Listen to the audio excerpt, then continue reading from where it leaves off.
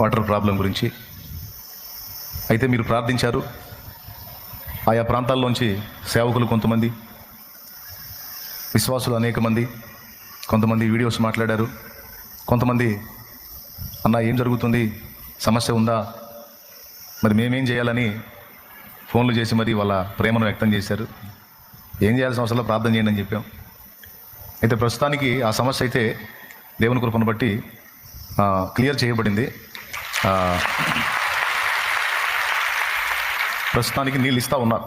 అంటే భవిష్యత్తులో ఏముంటుందో తెలియదు, మరి ప్రస్తుతానికి నీళ్ళు ఇస్తూ ఉన్నారు. సో ప్రేయర్ చేసినందుకు మీ అందరికీ, అలాగే స్పందించినందుకు సంఘ బిడ్డలకి, అలాగే మిగిలిన సహోదరులందరికీ కూడా హృదయపూర్వక వందనాలు తెలియజేస్తూ ఉన్నాను. అలాగే స్పందించినటువంటి అధికారులకు కూడా మరి వందనాలు తెలియజేస్తూ ఉన్నాను. దయచేసి మరొక విషయంలో మరో రకంగా మరోసారి మమ్మల్ని ఇబ్బంది పెట్టకుండా, జరుగుతున్న దేవుని పని 10 మందికి ప్రయోజనకరమైన పని కనుక ప్రభుత్వం వారు కూడా ఎంత తోడ్పాటు అందించగలిగితే అంత మంచిదని అనుకుంటున్నాం. అందరికీ హృదయపూర్వక వందనాలు తెలియజేస్తూ ఉన్నాం. ప్రస్తుతానికి ఆ సమస్య క్లియర్ అయింది. కొంతమంది డౌట్ పడుతూ ఉన్నారు, అన్న అదేమైంది అని అడుగుతూ ఉన్నారు.